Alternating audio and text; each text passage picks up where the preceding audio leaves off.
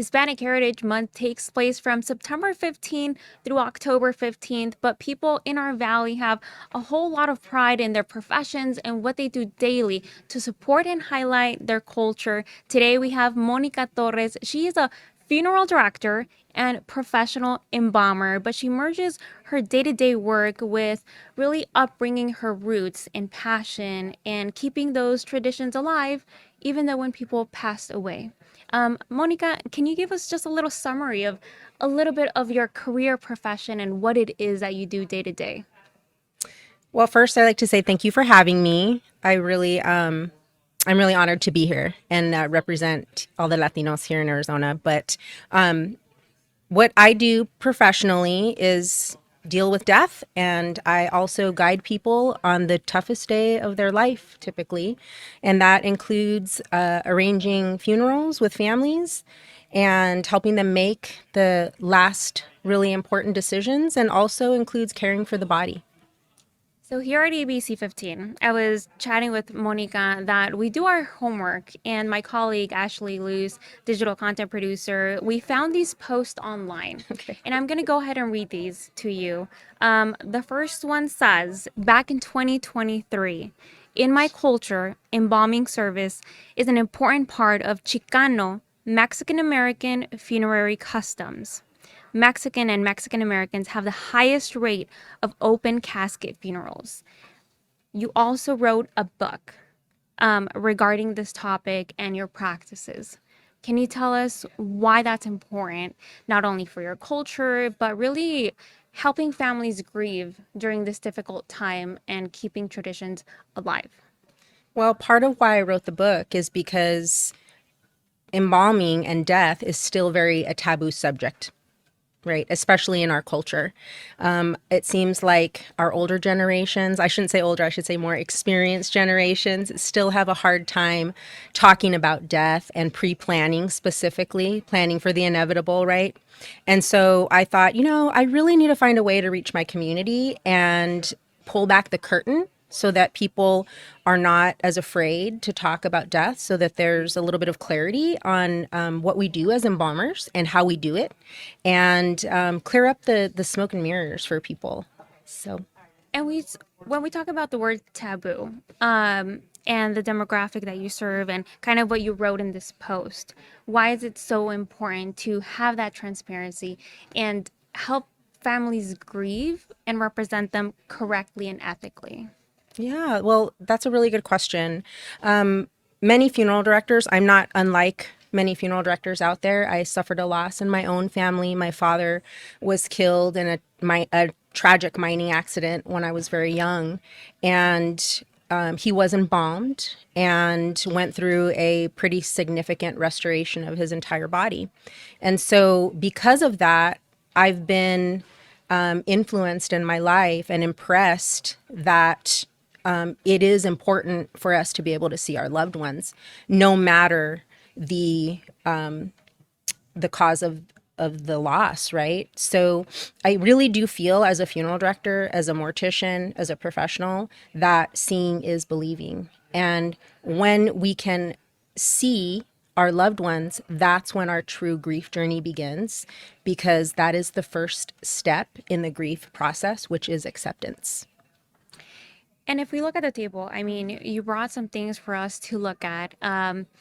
You mentioned, the family being there, being respectful of what they practice, and for the culture, Chicano, Mexican American, how would you describe, kind of what you do here at the table, the utensils you brought, I should say, to that moment? That's probably the hardest moment in their lives.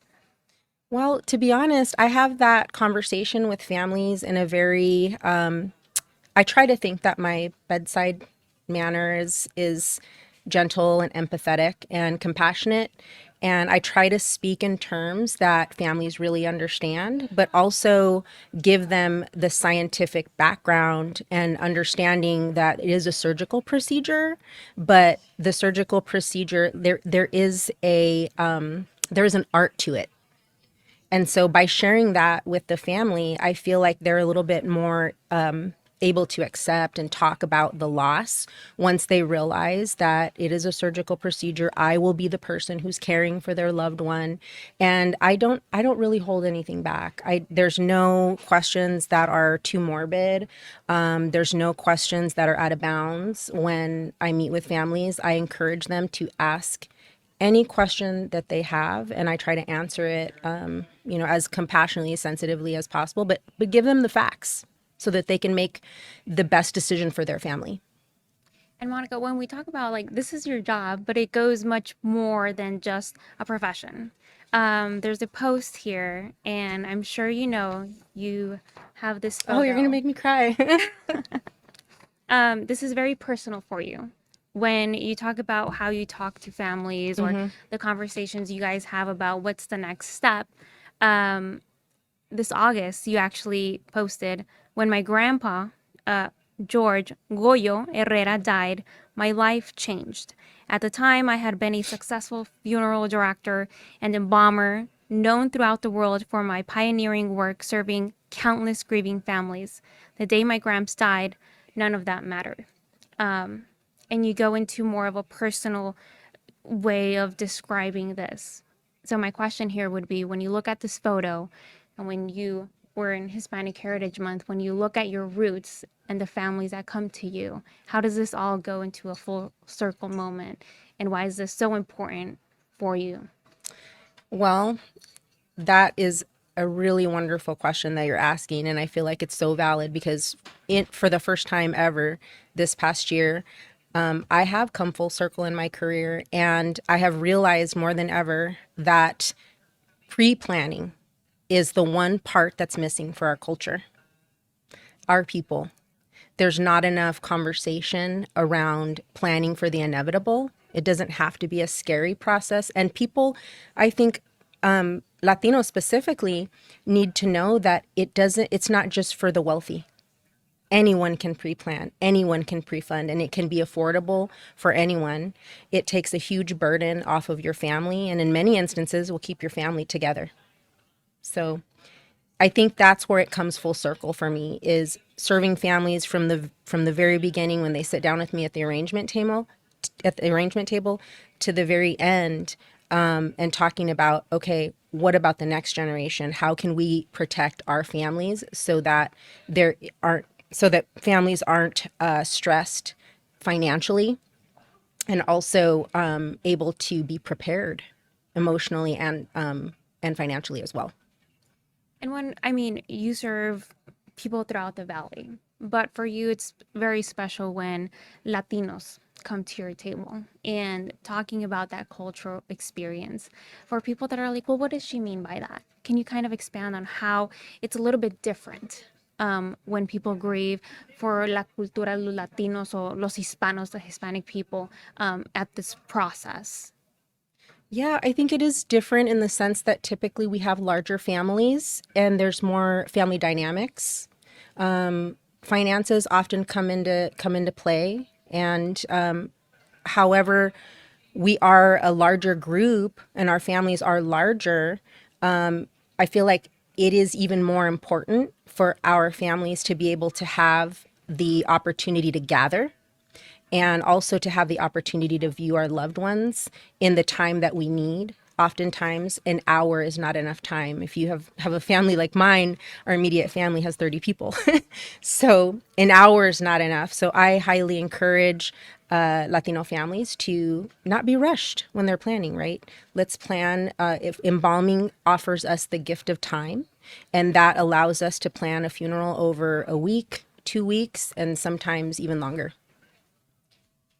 And I think you mentioned something very important. I mean, in your career, you've grown yourself in the profession of, changing things up and writing a book and even being a guest speaker and having a following on your social media accounts. But there's something important that throughout this whole thing is you're trying to prepare the next generation. And you mentioned it in your post. I mean, I have a picture here, a nostalgic feeling, and you did this last night actually within 24 hours, the landscape of what this is and what it means to the community. in your own words, how can you describe what you're trying to foster for others in this type of career path? Because it's not a very common career path that we hear about often.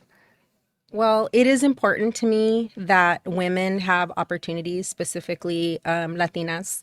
We are an underrepresented group, and we are one of the largest populations, as you know, in the state. We need female embalmers and female funeral directors to serve these families. And so the funeral profession is going through some really, really major changes right now where we're seeing an influx of females coming into the profession and men are on the decline, which is was not traditional when I started.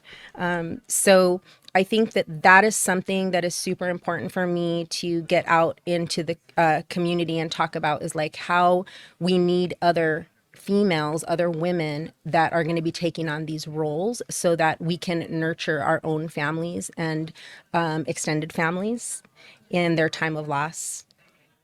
And how would you say it's, I know we talk about this moment of grieving and going through the process and the things you've done, and you've been a guest speaker at several places, but for people that are wondering, well, why is there an importance to have diversity in this field, what would you respond to that?